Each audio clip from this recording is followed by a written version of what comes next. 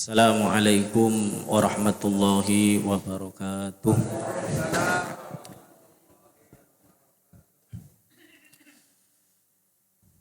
A'udzu billahi minasyaitonir rajim. Bismillahirrahmanirrahim. Alhamdulillahi rabbil alamin. Wa bihi nasta'inu ala umurid dunya waddin. Wassalatu wassalamu ala asyrafil anbiya'i wal mursalin. Sayyidina Maulana Muhammadin sallallahu alaihi wasallam wa ala alihi wa ashabihi wa man ittaba hudahu ila yaumiddin, amma ba'd. Wa qala al-mu'allifu rahimahullahu ta'ala wa nafa'ana bi ulumihi fid dharain, amin ya rabbal alamin. Para kiai, para satid sepuh bini sepuh ingkang tansah kawula mulyaken, kawula tenggo nasihat lan barokah doa-doanipun. Para bapak, ibu, jamaah salat duha ingkang tansah dimuliakan Allah Subhanahu wa taala. Alhamdulillah wa syukrulillah. Pagi hari ini kembali kita dipertemukan Allah Subhanahu wa taala dalam kondisi sehat wal afiat. Mudah-mudahan nikmat-nikmat tersebut menjadikan kita semakin dekat dengan Allah Subhanahu wa taala. Salawat dan salam senantiasa kita haturkan dumateng baginda agung Nabi Muhammad sallallahu alaihi wasallam. Bapak Ibu sekalian, melanjutkan masih di kaidah nomor 54 dari kitab Al-Hikam. Syekh Ahmad bin Athaillah Sakandari berkata, an-nuru jundul qalbi.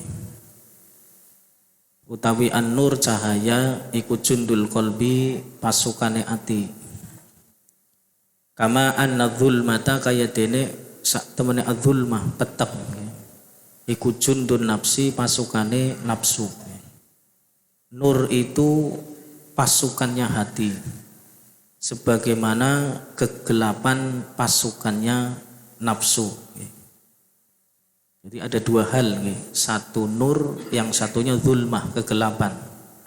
Nur itu kaitannya dengan hati, az-zulmah, kegelapan itu kaitannya dengan nafsu. Kemudian melanjutkan, fa idza aradallahu ayan sura abdah, maka nalikane arada karep Allahu sapa Allah ayan sura yen to nulung sapa Allah abdahu ing kawulane Allah amaddahu, maka Allah bakal nulungi wong mau bijunudil anwar kelawan piro-piro pasukane nur. Wa qata'a anhu, wa qata'a lan megot anhu saking wong mau abet madadad zulmi ing pitulunge zulum, pitulunge peteng wal aghyar lan piro-piro tipuan. Ketika Allah berkehendak untuk menolong seorang hamba, maka orang itu akan ditolong dengan pasukan cahaya. Ini nek bahasa tasawuf nggih, pasukan cahaya. Kalau bahasa kita, Allah memberikan hidayah.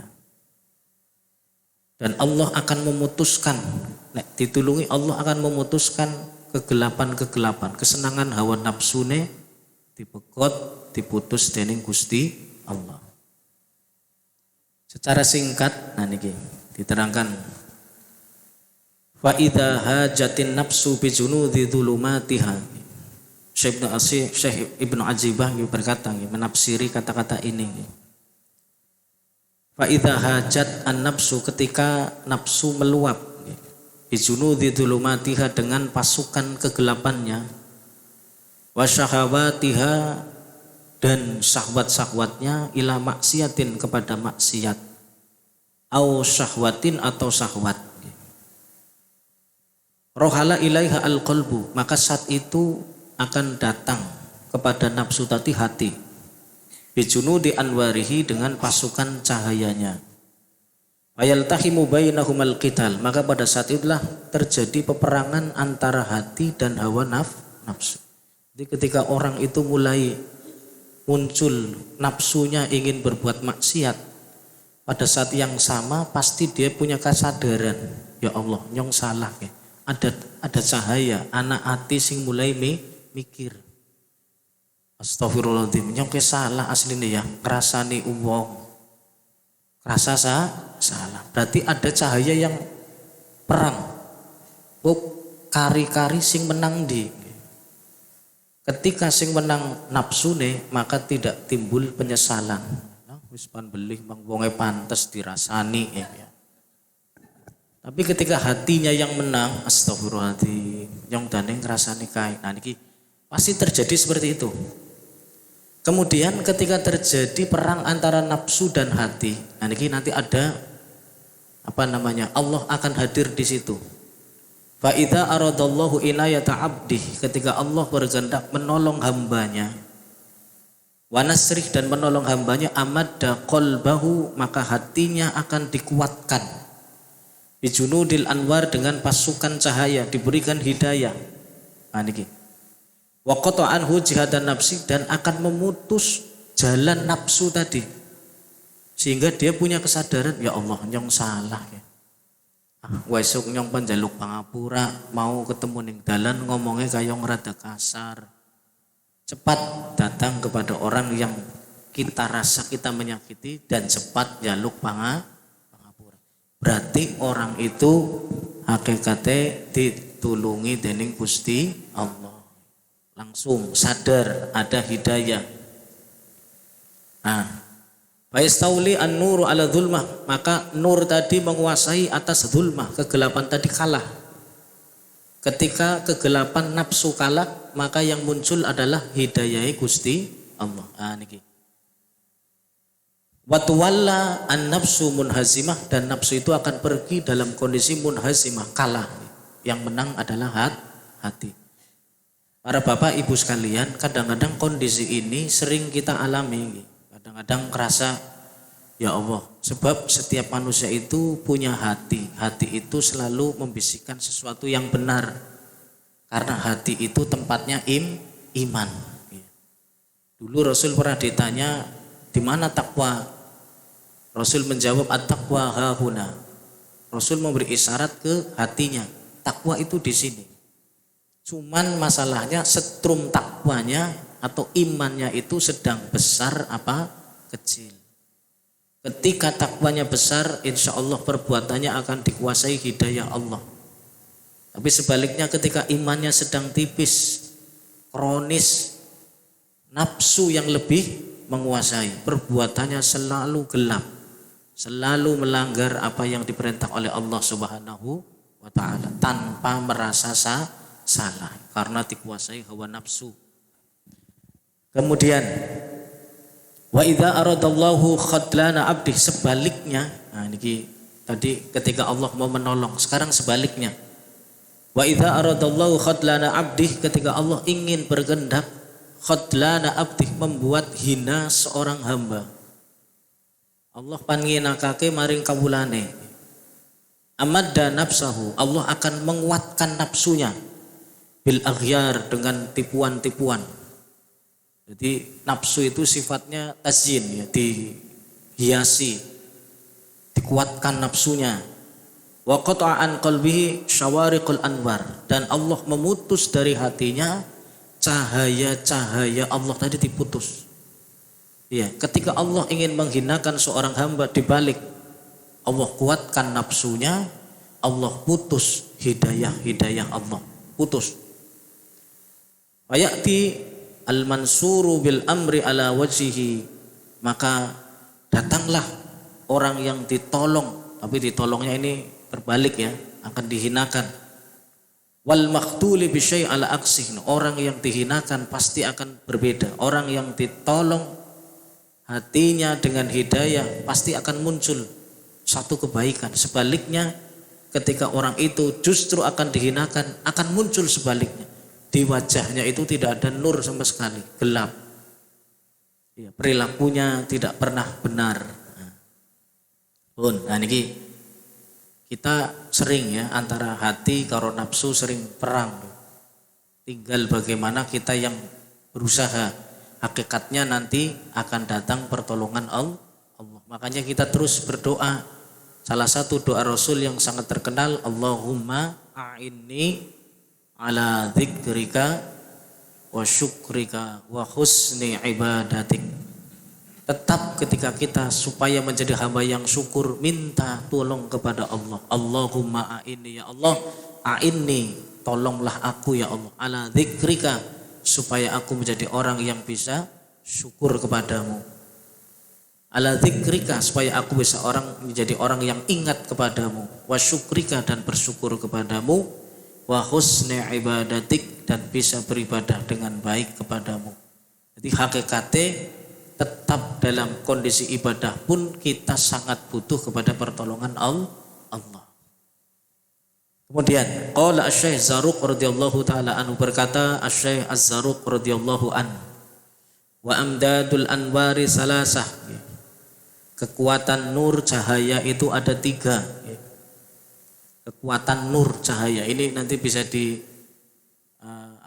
dites, dicari dalam diri kita masing-masing.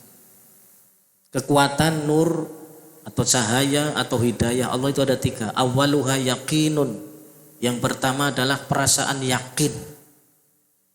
La yukhalituhu syak, yang tidak dicampuri dengan keraguan-raguan. Yakin. Yang pertama ini. Asani, yang kedua ilmun, harus dengan ilmu. Tushibuhu basirah wa bayan, yang ilmu itu akan membuat orang itu semakin tajam, semakin jelas. Pertama yakin, kemudian kekuatan nur itu akan dikuatkan lagi dengan ilmu. Kita yakin yang kita lakukan benar. Ngaji ben ana isine, tambah ilmune. Nah, niki. Supaya pandangan kita semakin jelas, bisa membedakan mana yang baik, mana yang tidak baik. Harus ada ilmu. Asalis, yang ketiga ilhamun yajri ba'dal iyad. Yang ketiga, kekuatan nur itu nanti ada ilham. Yang ilham itu akan berjalan setelah kita melihat langsung. Oh iya ya, ternyata betul bahwa kerusakan yang ada di muka bumi itu sebabnya karena perilaku manusia itu sendiri. Setelah melihat muncul ilham, berarti saya tidak boleh berbuat seperti itu. Masya Allah, bagaimana keadaan satu pemerintahan katakan yang dipenuhi dengan kecurangan. Kita melihat yang sengsara adalah rakyat. Muncul ilham, berarti nanti kalau saya jadi pejabat jangan seperti itu, jangan jadi pejabat yang korup. Nah, saat itulah yang disebut dengan nur atau hidayah Allah. Pertama yakin, yang tidak dibarengi dengan keraguan-raguan. Yang kedua dibarengi dengan ilmu. Dengan ilmu itulah kita akan terbuka, semakin jelas bisa membedakan yang benar dan yang salah. Yang ketiga nanti akan muncul ilham. Dari ilmu itu kita punya satu amalia, satu praktek, itu disebut ilham. Oh berarti nyong orang nak kayak gini, sing bener kayak gini. Nah ini 3 kekuatan dari nur. Sebaliknya wa imdadu dzulmi salasah, kekuatan kegelapan pun ada 3. Ya, wong nek nafsune sing luwih nguasai, dia akan merasa gelap, peteng. Atine peteng karena yang lebih berjalan adalah nafsunya. Yang pertama kekuatan kegelapan atau nafsu adalah dhu'ful yakin, lemahnya keyakinan. Iya, sing kadang-kadang kula panjenengan ketika merasa aduh kaya ora pas niki nggih. Wis salat terus tapi kaya rezekine angel bae, ya berarti ada lemah keyakinan. Ngertine salat gue bisa nekakna rezeki. Ya, ini salah kaprah. Salat itu tujuannya mendekatkan diri kepada Allah. Nah, niku yang penting. Nah, satu lemahnya keyakinan. Yang kedua, ghalabatul jahli ala nafsi. Bangete bodoh, kebodohan yang sangat bodoh. Ala nafsi, atas nafsunya sendiri. Kenapa yang diikuti hawa nafsunya? Orang yang selalu mengikuti nafsunya sendiri, tanda bahwa orang itu orang yang bodoh, sangat bodoh. Yang ketiganya asyafaqatu ala nafsi. Niki asyafaqah, merasa kasihan ala nafsi kepada badannya. Kadang wong lah melas ora sak kenteng-kenteng ibadah, bukan malah meriang gitu. Salah kaprah, justru kita diberi kesehatan awaknya nggo ibadah maring Gusti Allah. Ora ana judule wis sonto wong puasa gara-gara puasa mati meriang, tidak ada. Justru badan ini kita gerakan supaya benar-benar bisa digunakan sarana taat kepada Allah Subhanahu wa taala. Satu, lemahnya keyakinan. Dua, sangat kebodohan yang sangat. Yang ketiga, dia merasa kasihan dengan badannya sendiri, padahal badan ini diciptakan untuk Allah sebagai sarana kendaraan kita beribadah kepada Allah Subhanahu wa taala. Kemudian Syekh Zarruq berkata, wa dzalika kullu asluhu ar-ridho 'anin nafsi. Semua itu asalnya adalah perasaan ridho 'anin nafsi dengan hawa nafsunya, wa adamu atau sebaliknya. Jadi kaitannya dengan nafsu nek dituruti terus ya otomatis berarti seneng. Ini tidak akan selesai. Ketika kita tidak ridho dengan hawa nafsu kita berhentikan. Wah, iki kaya nyong salah ya. Masa urip wis tua samene isi kaya iki bae. Kapan? Padahal sebentar lagi pasti akan kembali kepada Allah. Nah, ini yang bahaya. Kemudian wa madharuhu asalas murattabah alaihi wahya. Dampak yang ditimbulkan dari kegelapan atau nafsu, ya. Dampaknya satu, al-ma'asi, orang itu ada tiga ya, maka akan sering melakukan maksiat. Ketika nafsunya yang lebih menang, maka akan ada dampak yang muncul. Yang pertama, ia akan senang melakukan maksiat tanpa sadar bahwa maksiat perbuatan yang salah, yang semakin menjauhkan dirinya dengan Allah. Yang kedua, wasyahawat, dia akan melakukan memenuhi syahwat keinginan syahwatnya, diteruskan apapun yang dia senangi terus dilakukan. Kemudian yang ketiga, wal ghafalat, yang ketiga dampak dari orang yang lebih kuat nafsunya, dia akan ghafil, menjadi orang yang lalai, kelupaan, terus kelalen karo Gusti Allah. Tidak penting tentang urusan akhirat, sing dipenting nah urusan dunia. Nah, ini yang sangat berbahaya. Tiga dari dampaknya menangnya nafsu daripada hati. Orangnya cenderung mudah melakukan maksiat, kemudian cenderung lebih mengedepankan nafsu, syahwatnya. Yang ketiga, dia banyak lupa tentang urusan akhirat. Yang diutamakan hanya urusan dunia. Bapak Ibu sekalian yang saya hormati, kembali lagi pembahasan kaidah nomor 54 ini tetap ini, walaupun pertamanya digambarkan orang itu kalau kedatangan nur, yang nur itu akan datang kepada hati, saat itulah hati itu akan nyetir kita terhadap perbuatan-perbuatan yang dipuji menurut syariat. Sebaliknya, ketika hatinya kalah, lebih kuat cenderung nafsunya, nafsu lebih menguasai, saat itulah terjadi kegelapan. Ini bahasa kegelapan kan peteng. Kayak wong mlebu kamar peteng, orang bisa weruh dalan dan seterusnya. Akhirnya melakukannya nabrak. Orang yang kuasai nafsu, maksiat be dilakoni, orang rasa salah. Sampai tataran kadang-kadang mohon maaf, anaknya sendiri disinai, ibunya dibunuh. Kenapa? Karena nafsu. Peteng, dia sudah orang peduli. Ibunya dilaporkan ke pengadilan, dumane ora bagi warisan ya. Coba ibune kala-kala jawab, ya wis, sing penting ora apa-apa engko tak bagi, tapi tulung banyu susu ibune dibayar. Iya. Anak yang nafsune mengalahkan akal sehatnya, sampai ibune sing biyen lairna susah payah dituntut ning pengadilan.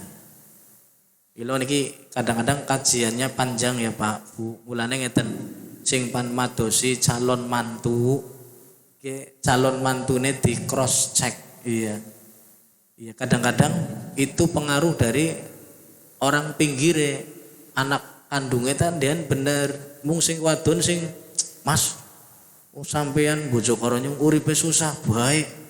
Mana njaluk warisan ayo.